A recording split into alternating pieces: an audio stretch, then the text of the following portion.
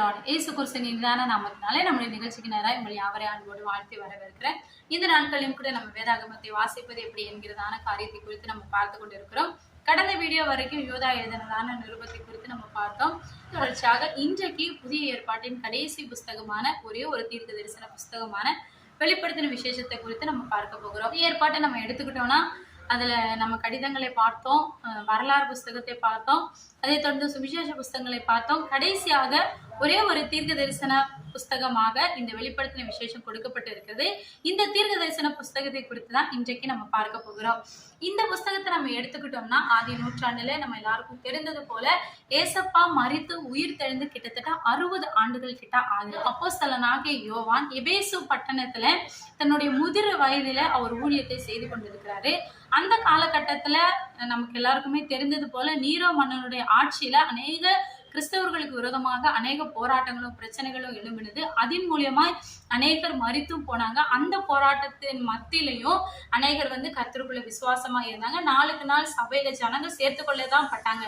அப்படியாக முதல் தலைமுறை கிறிஸ்தவர்கள் போய் இப்ப 2வது தலைமுறைகள் கிறிஸ்தவர்கள் சபையில நிரம்பி கொண்டு இருக்கிறாங்க.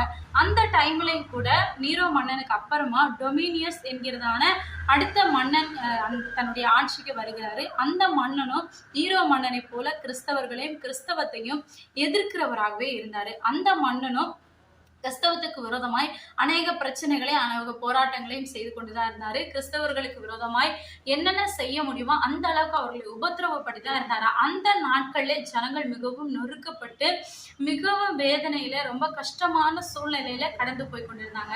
அந்த சூழ்நிலையில தான் அப்போஸ்தலனாகிய யோவானுக்கு தேவன் வரப்போகிற காரியத்தை குறித்து வெளிப்படுத்துகிறாரு.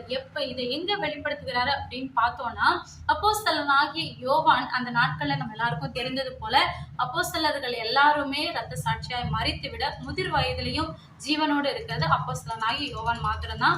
யோவானுடைய சுவிசேஷத்தை யோவானுடைய நிருபங்களை குறித்து நம்ம பார்க்கும்பொழுது இந்த யோவானை குறித்துதான அநேக காரியங்களை நம்ம பார்த்திருக்கிறோம்.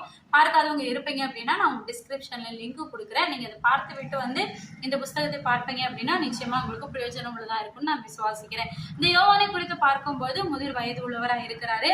அந்த டைம்ல கிறிஸ்தவர்களுக்கு விரோதமா இந்த டொமினியஸ் என்கிறதான அரசன் எழும்பின பொழுதுல அரசாங்கத்துக்கு விரோதமான காரியத்தை செய்யறாங்க, அரசாங்கத்துக்கு விரோதமா இருக்கிறாங்கன்னு சொல்லி அவங்க கவர்மெண்ட்டுக்கு அகெயின்ஸ்டா இவங்க மேல தேவையில்லாத பழிகளை செலுத்தி இந்த அப்போஸ்தலனாகிய யோவான ஒரு சட்ட விரோதமான ஒரு மனுஷனாக அவர் மீது ஒரு பழியை செலுத்தி பத்மோ என்கிறதான தீவுக்கு நாடு கடத்துறாங்க. இந்த தீவை குறித்து நம்ம பார்க்கும்போது எபேசு பட்டணத்திலிருந்து கடல் வழியாக ஒரு 60 மைல் தூரத்துலதான் இந்த தீவு இருக்குது. இது ஒரு சின்ன குட்டியான தீவு தான். இந்த தீவை எடுத்துக்கிட்டோம்னா இதுல ஒரு மரம் செடி கொடி கூட நம்மளால பார்க்க முடியாது. இது பாறைகள் மாத்திரம் நிறைந்ததான ஒரு பாலைவனம் போன்றதான ஒரு இடமா இருக்கிறது. இந்த இடத்துல பளிங்கு கற்கள் அதிகமா இருக்கிறதுனால இந்த சட்ட விரோதமாய் அரசாங்கத்துக்கு விரோதமாய் எழும்புகிற ஜனங்களே தான் இங்க நாடு கடத்துவாங்க. அப்படி அரசாங்கத்துக்கு விரோதமாய் எழும்புகிற கைதிகளை அங்க நாடு கடத்தும் போது அந்த கைதிகளுக்கு அங்க என்ன வேலை அப்படின்னு பார்த்தோம்னா இந்த பளிங்கு கற்களை வெட்டி கப்பல் வழியாக எங்களுக்குள்ள அனுப்புகிறது தான் இந்த கைதிகளோட வேலை. இந்த கைதிகளை கண்காணிக்கும்படியா அங்க அநேக அதிகாரிகளும் நியமிக்கப்பட்டிருந்தாங்க. அவங்க இருக்கிறவங்களுக்கு சாப்பாடு மாத்திரம் அவங்க கொடுப்பாங்க. மற்றபடி அங்க இருக்கிற வெயில்லையோ அவங்க ரொம்ப கஷ்டப்பட்டு ரொம்ப கொடுமைகளை அனுபவிக்க வேண்டி இருந்தது. அப்படிப்பட்ட ஒரு பாலைவனமான ஒரு இடத்துல அதிக உஷ்ணங்கள் நிறைந்த இடத்துல கொடுமை தாங்க முடியாம மரித்து போகிறவங்கள கடல்ல தூக்கி எரிந்துருவாங்க. அப்படி ஒரு கொடுமையான ஒரு கொடூரமான இடத்திற்கு தான் அப்போஸ்தலனாகிய யோவான அரசாங்க ரீதியா துரோகம் பண்ணிட்டாரு அப்படின்னு சொல்லிட்டு இவர் மேல பழி செலுத்தி நாடு கடத்துறாங்க. அப்படியே பத்மோ தீவுல இருக்கும் பொழுது அந்த உஷ்ணமான இடத்துல ரொம்ப சோகம் நிறைந்ததான இடத்துல முதிர் வயதிலையும் அவரை கொண்டு இருக்கும்போது ஏசப்பா ஒரு தரிசனத்தை அவருக்கு கொடுக்கிறாரு. அந்த தரிசனத்தை தான் விசேஷத்துல நம்ம வாசிக்க முடியும். இந்த தரிசனத்தை அவர் பார்க்கும்போது தன் முதிர் வயது உள்ளவராக கண்கள்ல பார்வையெல்லாம் ஒருவேளை மங்கி இருக்கலாம். அப்படிப்பட்ட ஒரு சூழ்நிலையில அந்த உஷ்ணம் நிறைந்த இடத்துல தான அப்போஸ்தலனாகிய யோவான் இப்படி ஒரு தரிசனத்தை பார்க்கிறார். இவளும் இனி சம்பவிக்க போகிறவைகளையும் குறித்து நீ ஆசியாவில் இருக்கிறதான 7 சபைகளுக்கு நீ எழுதி சொல்லி இந்த தரிசனங்களை அவர் வெளிப்படுத்துவாரு. அப்படியாக வெளிப்பாடு புஸ்தகம் ஆரம்பிக்கிறது. ஏசப்பாவுடைய இன்ட்ரோடக்ஷனை நம்ம இங்க பார்ப்போம் அப்படின்னா அப்போஸ்தலனாகிய யோவான் இயேசு கிறிஸ்துவை ஆல்ரெடி ஒரு 3.5 வருஷமா ஏசப்பா கூட இருந்திருக்கிறாரு. ஏசப்பா உயிர் தெழுந்ததுக்கு அப்புறமும் அவரை முகமுகமாய் பார்த்திருக்கிறாரு. அந்த அளவுக்கு ஏசப்பா கூட ஒரு நெருங்கின உறவு வைத்திருந்த ஒரு மனுஷனான இந்த யோவான் இயேசு கிறிஸ்துவை பார்த்த விதம் வேற. ஆனா இந்த நாட்கள்ல இந்த இடத்துல பத்மோ என்கிறதான தீவுல அவர் காண்கிறதான தரிசனம் டோட்டல் டிஃப்ரெண்டா இருக்குது. அதனால்தான் அவர் அந்த இடத்துல முதல் அதிகாரத்தை நம்ம பார்க்கும்போது ஏசப்பாவை இப்படியா ஒரு இன்ட்ரோ பண்ணுவாரு. நான் அவரை பார்க்கும்போது அவர் எப்படி இருந்தார் அப்படின்னா, 7 பொன் குத்து விளக்குகளின் மத்தியிலே நிலையங்கி மார்பருகே பொற்கச்சை கட்டி இருந்த மனுஷகுமாரனுக்கு ஒப்பானவரை நான் கண்டேன். அதோட நிறுத்தாம அவருடைய முடி எப்படி இருக்குது, அவருடைய கண்கள் எப்படி இருந்தது, அவருடைய பாதங்கள் எப்படி இருந்தது அப்படின்னு சொல்லி ஒவ்வொன்றையும் அவர் வர்ணித்து அங்க சொல்லியிருப்பாரு. அவருடைய மயிர் உரைத்த மலையிலேயோ வெண்மையா இருந்தது. அது மாத்திரமல்ல, அவருடைய கண்கள் அக்னி ஜுவாலையா இருந்தது. அவருடைய பாதங்கள் உலைக்களத்தில் காய்ந்த பிரகாசமான வெண்கலம் போல இருந்தது. அது மாத்திரமல்ல, அவருடைய சத்தம் பெருமழத்தின் இறைச்சல் போல் இருந்தது அப்படின்னு சொல்லி ஒவ்வொரு காரியத்தையும் வர்ணித்திருப்பாரு. அப்படி வர்ணித்து அவரை பார்த்த உடனே இவளை சுத்தி கீழே விழுந்துட்டாரு. சோ அவர் சொல்லும் போது அவர் சொல்லுவாரு, பார்த்த மாத்திரத்தில் நான் செத்தவனை போல ஆனேன் அப்படின்னு சொல்லுவாரு. அப்படியா இவர் மயக்கம் போட்டு கீழே விழுந்தவன ஏசப்பாவனுடைய வலது கரம் அவரை தொட்டு அவர் சொன்னாராம், பயப்படாதே, நான் முந்தினவரும் பிந்தினவரும் ஆதியும் அந்தமா இருக்கிறேன், மரித்தேன், ஆனாலும் சதா காலங்களிலும் உயிரோடு இருக்கிறேன் அப்படின்னு சொல்லி தன்னை வெளிப்படுத்துகிறார். அதுக்கப்புறமா வெளிப்படுத்தி முடித்துட்டு அதுக்கப்புறமா சொல்றார், நீ இப்போது பார்க்கிறவைகளையும் இனி சம்பவிக்க போகிறவைகளையும் ஆசியாவில் இருக்கிறதான 7 திருச்சபைகளுக்கு நீ எழுது அப்படின்னு சொல்லி சில காரியங்களை அவர் வெளிப்படுத்துவாரு. அதுதான் நம்ம இங்க தொடர்ந்து பார்க்க போகிறோம். இந்த புஸ்தகத்தை எடுத்துக்கிட்டோம்னா இதுல முதல் அதிகாரத்துல 19வது வசனத்துல அவரே சொல்வாரு, கண்டவைகளும் இப்போது நடக்கிறவைகளும் இனி நடக்க போகிறவைகளையும் குறித்து எழுது அப்படின்னு சொல்லுவாரு. அப்படியாக அவரே இந்த 3 காரியத்தை டிவைட் பண்ணி சொல்வாரு. இதுக்கு முன்னாடி அவர் என்னதை பார்த்தாரு, இப்போ அவர் எதை பார்த்து கொண்டு இருக்கிறாரு, வருகிற நாட்கள்ல அது என்னெல்லாம் நடக்க போகுது அப்படிங்கிறதான காரியத்தை ரொம்ப தெளிவா விளக்கி அங்க எழுதியிருக்கிற காரியத்தை நம்ம பார்க்க முடியும். இந்த புஸ்தகத்தை எடுத்துக்கிட்டோம்னா அநேகர் அநேக காரியங்களே தங்களுடைய ஆலோசனையில இருந்து பல சர்ச்சைக்குள்ளான ஒரு புஸ்தகமாக இருக்குது. எப்படி அப்படின்னா, இந்த காரியங்கள் அதாவது இந்த வெளிப்பாடு புஸ்தகத்துல சொல்லப்படுகிறதான தீர்க்க தரிசனங்கள்லாம் ஆதியில என்ன சொல்றாங்கன்னா, ஒரு சில குரூப் எல்லாம் சொல்றாங்க இது ஏசப்பா இருந்த நாட்கள்ல நடந்து முடிஞ்சிருச்சு அப்படின்னு சொல்லி ஒரு டீம் சொல்றாங்க. அதை தொடர்ந்து இரண்டாவதாக என்ன சொல்றாங்கன்னா, இது யோவான் காலம் முதல் இந்த நாள் வரைக்கும் நடந்து கொண்டு இருக்கிற விஷயமா இருக்குது. அது மாத்திரமல்ல, மூன்றாவது ஒரு சிலர் என்ன சொல்றாங்க, இது வரலாற்று ஆன்ம நிறை சாய்ந்த விளக்கம் அப்படின்னு சொல்றாங்க. அதே போல கடைசியாக 4வதான குரூப் என்ன சொல்றாங்க அப்படின்னா, இது இதுவரைக்கும் சம்பவிக்கல, இனிமே நடக்க போகிறது, இனிதான் அந்த காரியங்கள் எல்லாம் சம்பவிக்க போகிறது அப்படின்னு ஒரு சிலர் சொல்றாங்க. இப்படியாக யாரு என்னவா சொன்னாலும் இன்றைக்கு வேதாகம் நம்முடைய கரத்திலே கர்த்தர் கொடுத்திருக்கிறாரு. சோ இதுல இருக்கிற காரியங்கள் எல்லாம் வருகிற நாட்கள்ல இப்பொழுதும் ஒரு சில விஷயங்கள் நடந்து கொண்டு இருக்கிறது, வருகிற நாட்கள்லயும் அது நடக்க போகிறது. அதனால சீக்கிரமாய் மனம் திரும்பாதவர்கள் சீக்கிரத்துல மனம் திரும்புங்க, கர்த்தருடைய வருகை சமீபமா இருக்கிறது என்று சொல்லிக்கொண்டு நம்ம இந்த வார்த்தைகளுக்கு நேரம் நம்ம கடந்து போகலாம். இந்த புஸ்தகத்தை குறித்து நம்ம பார்க்கும்போது இதுல அநேக காரியங்கள் இருக்குது. இது ஒரு வீடியோல போட முடியுமான்னு கேட்டா நிச்சயமா முடியவே முடியாது. ஏன்னா அவ்வளோ பெரிய விஷயங்கள் இருக்கு. வெளிப்பாடுக்கு மாத்திரமே நீங்க கூகுள்ல போய் பார்த்தீங்கன்னா ஏகப்பட்ட புஸ்தகங்கள் இந்த ஒரே ஒரு புஸ்தகத்துக்கு இந்த 22 அதிகாரம் 404 வசனங்கள் மாத்திரம்தான் இருக்குது. இந்த 404 வசனங்களையே கோட் பண்ணி அநேக புஸ்தகங்களை நம்மளால பார்க்க முடியும். எவ்வளவு சொன்னாலும் தீரவே தீராது. அந்த அளவுக்கான சத்தியங்கள் இதுல நிறைந்திருக்கிறது. மெயினா இதுல எடுத்துக்கிட்டோம்னா 7 திருச்சபைகளை குறித்து சொல்லப்படுகிறது, 7 முத்திரைகளை குறித்து சொல்லப்படுகிறது, அதே போல 7 வாதைகளை குறித்து சொல்லப்படுகிறது, 7 எக்காலங்களை குறித்து சொல்லப்படுகிறது. இந்த விஷயங்களே நம்ம டீட்டெயில்ஸா ஒரு சபையை குறித்தும் ஒரு எக்காலங்களை குறித்தும் ஒவ்வொரு வாதைகளை குறித்தும் நம்ம சொல்ல போனாலே நமக்கு நேரம் பத்தாது. அதனால அது எல்லாமே நான் சொல்லாம அது எல்லாமே அடுத்தடுத்து வருகிற வீடியோக்கள்ல நான் உங்களோடு பகிர்ந்து கொள்ள விரும்புகிறேன். எனக்கு பிரியமானவர்களே, நீங்க தொடர்ந்து இது எல்லாவற்றையும் பாருங்க. நிச்சயமா அது நம்ம எல்லாத்துக்குமே நம்முடைய வாழ்க்கையில ஒரு பெரிய மாற்றத்தை கொண்டு வருகிறதா. அது எல்லாத்தையுமே சொன்னா இப்போ இங்க நேரம் பத்தாதனால நான் ரொம்ப சுருக்கமாக ஒரு பேசிக்கான காரியங்களை உங்களோடு பகிர்ந்து கொள்ள விரும்புகிறேன். இந்த புஸ்தகத்தை நம்ம எடுத்துக்கிட்டோம்னா வெறும் நான் ஏற்கனவே சொன்னது போல 22 அதிகாரங்களும் 404 வசனங்களும் மாத்திரம் கொண்ட இந்த புஸ்தகம் கிட்டத்தட்ட 2000 வருட வரலாற்றை கொண்டிருக்கிறது. அதோட நிறுத்தாம அதுக்கப்புறமா இயேசு கிறிஸ்துவினுடைய 2வது வருகையில நடக்க இருக்கிறதான 1000 வருட அரசாட்சியும், அதை தொடர்ந்து 1000 வருட அரசாட்சிக்கு அப்புறமா புதிய எருசலேம் உருவாகிற காரியத்தையும், புதிய வானம் புதிய பூமி உண்டாகிற காரியத்தையும் சொல்லிக்கொண்டு எண்ட்லெஸ்ஸா போய்கிட்டே இருக்குது. இது எத்தனை வருஷம் அப்படின்னு கேட்டா அதுக்கு ஒரு முற்றுப்புள்ளியே கிடையாது. இது தொடர்ந்து கொண்டே போய்கொண்டு இருக்கிறது. அப்படியாக இந்த புஸ்தகத்துக்கு வந்து ஒரு எண்ட்லெஸ்ஸான ஒரு புக்குன்னு கூட நம்ம சொல்ல முடியும்.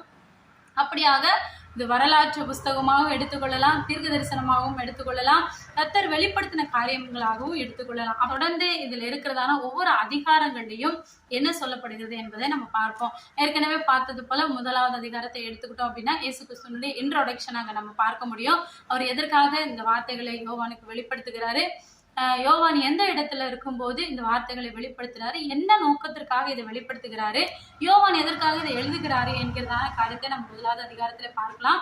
அதை தொடர்ந்து இயேசு கிறிஸ்துவனுடைய ரூபமும் அவருடைய பேச்சு எப்படி இருக்கும், அவருடைய கண்கள் எப்படி இருக்கும். இன்றைக்கெல்லாம் நம்ம வீடுகளில் பார்த்தோம் அப்படின்னா போகிற இடங்கள்ல எல்லாம் இதுதான் ஏசப்பான்னு சொல்லி ஒரு போட்டோ எடுத்து நம்ம அங்கங்க மாட்டி வைத்திருக்கிறோம். எனக்கு பிரியமானவர்களே, இந்த புஸ்தகத்தை நீங்க வாசித்து இதுல சொல்லுவது போல அக்கினி ஜுவாலை போன்ற கண்களையும் நிலையங்கி தரித்தவராய் 7 குத்து விளக்குகளின் மத்தியில உலாவுகிறவரு, அதே போல பெருமளத்தின் இறைச்சல் போல இருக்குதான். அப்படிப்பட்ட ரூபம் கொண்ட ஏசப்பாவை நீங்க எங்கேயாவது பார்த்திருக்கீங்களா அப்படின்னு சொல்லி நம்மளுடைய கமெண்ட் செக்ஷன்ல போய் கமெண்ட் பண்ணுங்க. எனக்கு அவருக்காக ஒரு ரூபத்தை, யாதொரு ரூபத்தையும் நமஸ்கரிக்க கூடாதுன்னு வேதம் சொல்லுகிறது. நிச்சயமா இந்த புஸ்தகத்தை நம்ம தியானிக்கும் பொழுது எனக்கு இது ஞாபகம் வருகிறதுனால நான் இதை உங்களோட பகிர்ந்து கொள்கிறேன். எனக்கு பிரியமானவர்களே, நீங்க ஒருவேளை இதுதான் ஏசப்பா அப்படின்னு சொல்லி ஒரு ரூபத்தையோ ஒரு போட்டோவையோ வைத்து நீங்க வணங்குகிறவங்களா இருப்பீங்க அப்படின்னா நிச்சயமா இந்த புஸ்தகத்தை வாசிக்கும் பொழுது உங்களுக்கு தெரியும் ஏசப்பா எப்படி இருப்பாரு. ஸோ அவருடைய ரூபத்தை நம்மளால வைக்க முடியுமா அப்படின்னு சொல்லி பாருங்க.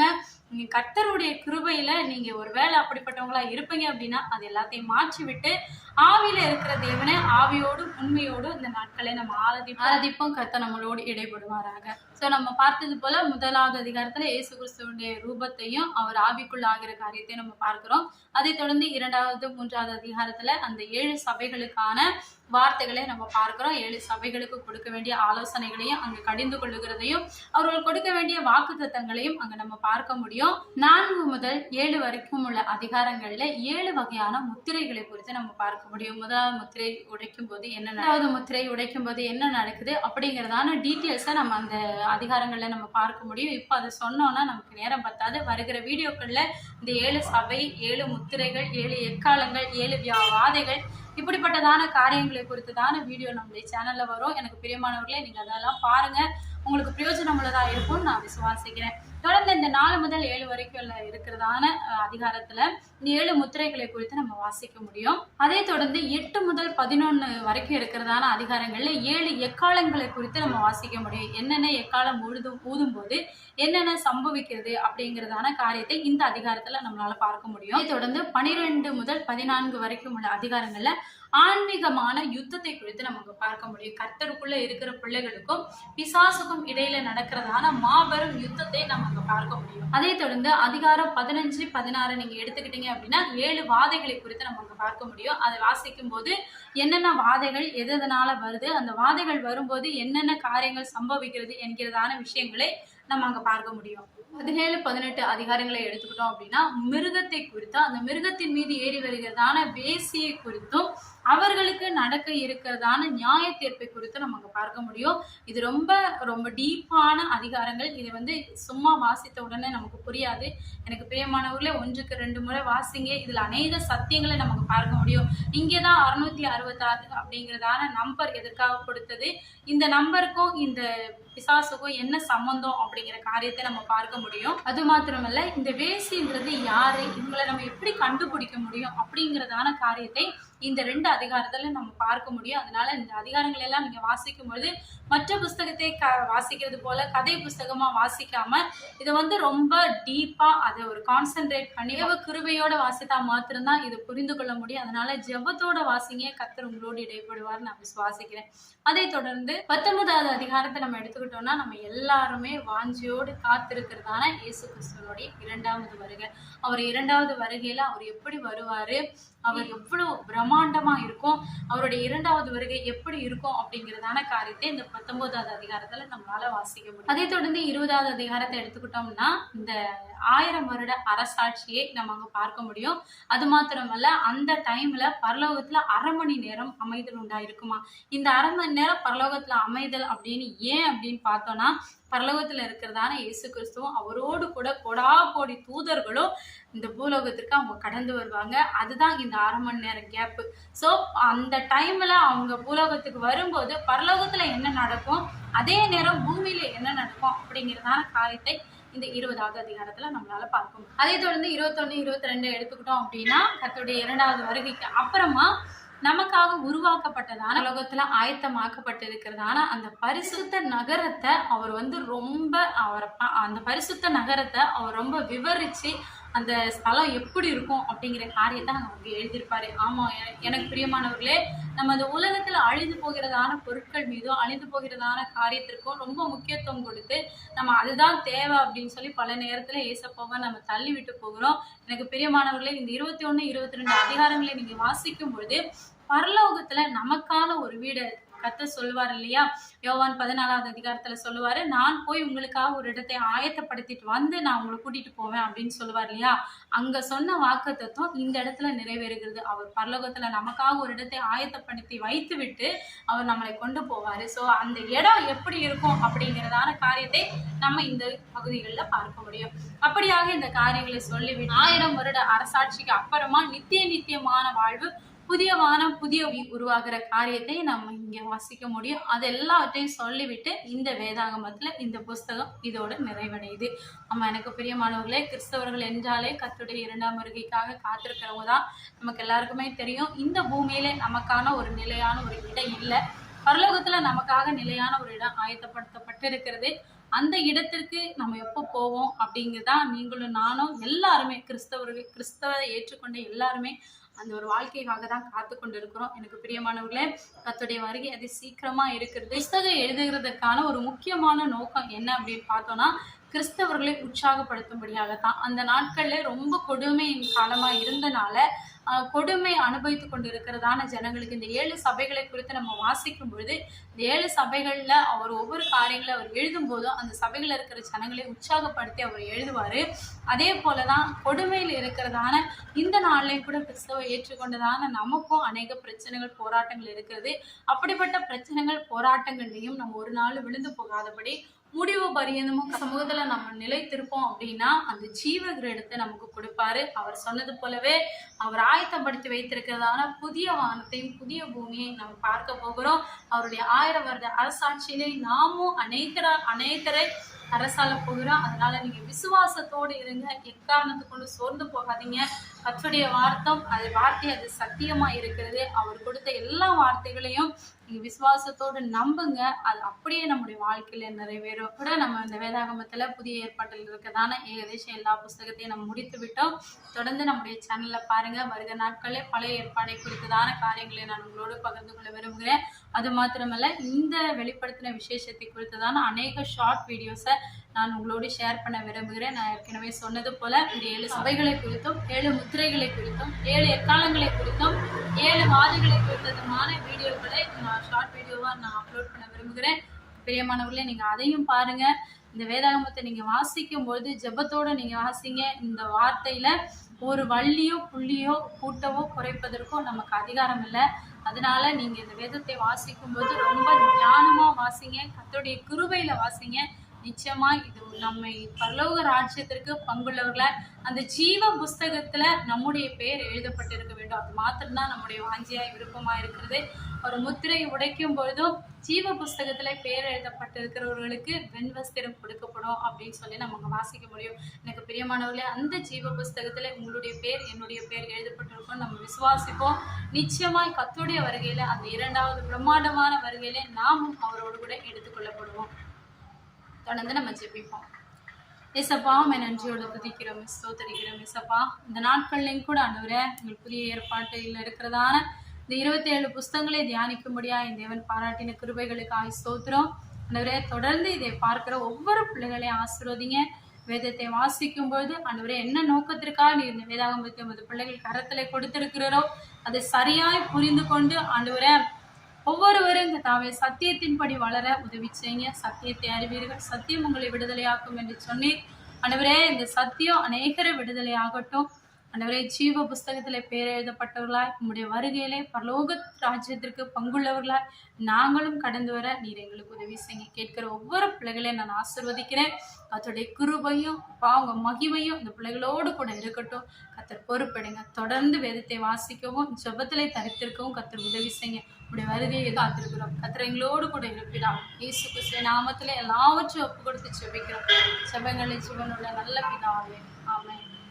ஆமென். தொடர்ந்து நம்முடைய சேனலை பாருங்க, சப்போர்ட் பண்ணுங்க, அநேகருக்கு ஷேர் பண்ணுங்க. இதன் மூலியமா கர்த்தருடைய நாமம் மகிமைப்படுவதாக. ஆமென். கர்த்தர் நம்மை ஆசீர்வதிப்பாராக. May God bless you.